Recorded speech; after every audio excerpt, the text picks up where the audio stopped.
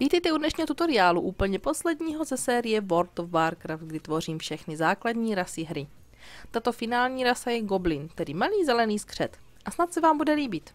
Upřímně tohle je vlastně už jeho druhá verze, protože jsem měla natočenou už tu první, ale upřímně se mi při editování moc nelíbila, tak jsem vytvořila tuto druhou.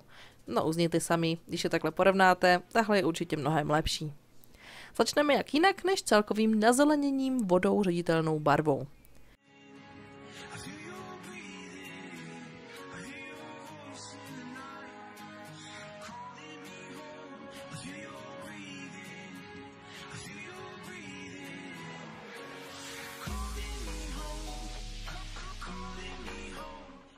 Hnědou tužkou na oči si předkreslím veškeré detaily, včetně zubů a vrásek po celém obličeji. Doporučuji sehnat si pěknou referenční fotografii a jet podle ní jako já.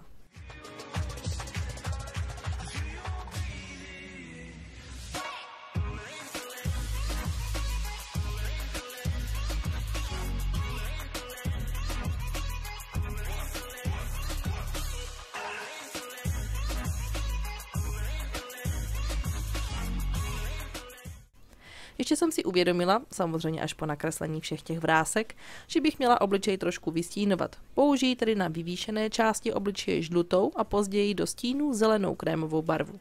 Tím nebude můj obličej jenom taková jednolitá zelená skvrna.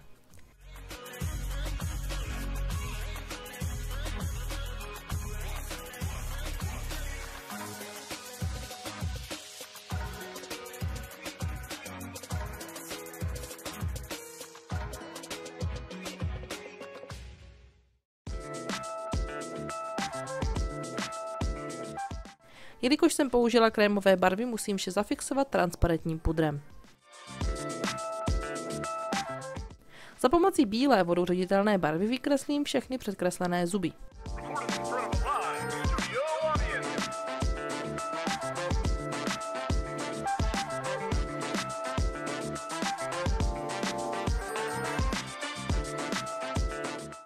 Naprosto úžasné.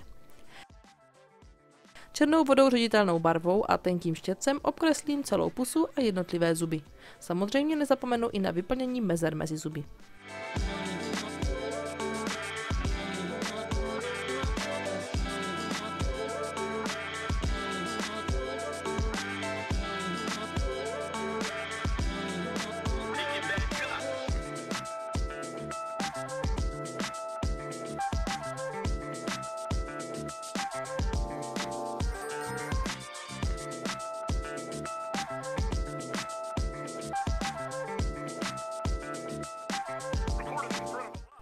Nyní kombinací hnědé a černé krémové barvy obtáhnu všechny vrásky.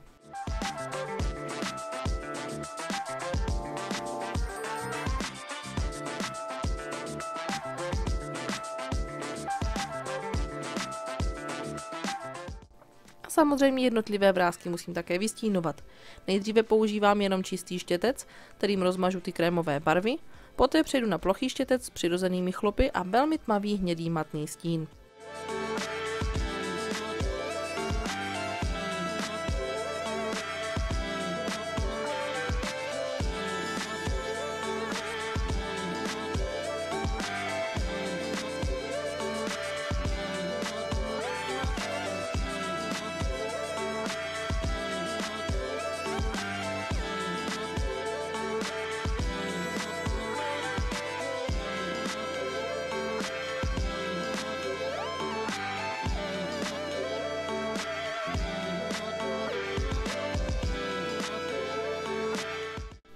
Stínuji také kolem vykreslených zubů i horní a spodní red, také protáhnu obě nosní dírky a špičku nosu, abych trošku nafingovala ten velký a dlouhý nos.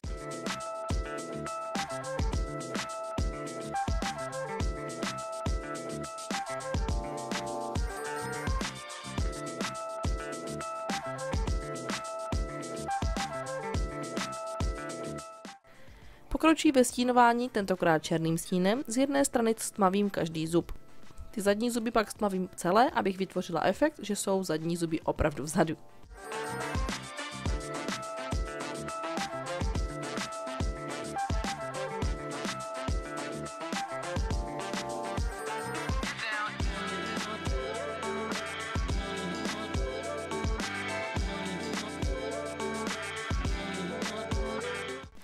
Menším štětcem doupravím stíny v menších částech.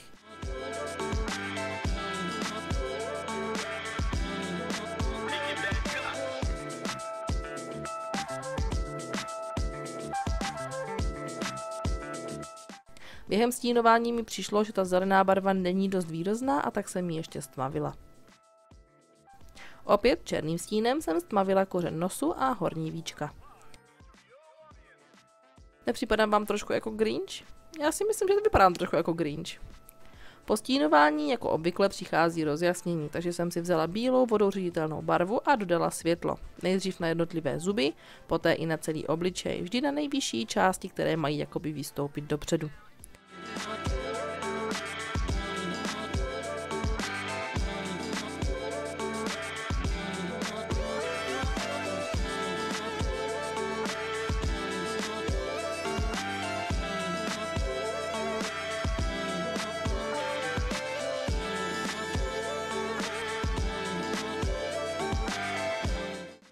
A naposled stínování, kdy jsem měla pocit, že to nebylo dost tmavé.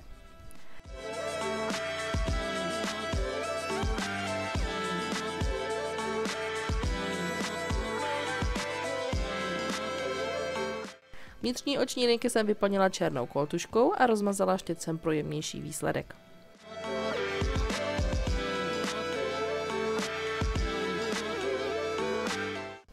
A je hotovo. Uši jsem udělala z alobalu, který jsem obalila vrstvou latexové kaše a na hlavu přidělala za pomocí drátku. Je to takový jako hodně homemade, klidně ji můžete přidělat i na čelenku. Jak jsem zmínila na začátku, tohle je poslední rasa z World of Warcraft série, takže to znamená, že je jenom na vás, jaká série bude následovat. Napište mi do komentářů, co by vás potěšilo nejvíc. Pokud byste mě ještě neměli dost, můžete mě sledovat na Facebooku a Instagramu, všude jsem jako Barika SFX. Já vám moc děkuji za zhlédnutí dnešního videa. Pokud se vám podobná videa líbí, doporučuji kliknout na malou ikonu vpravo dole a stát se odběratelem. Opravdu se to vyplatí, zvlášť s nadcházejícím říjnem. Mějte se krásně a uvidíme se u dalšího videa. Zatím ahoj!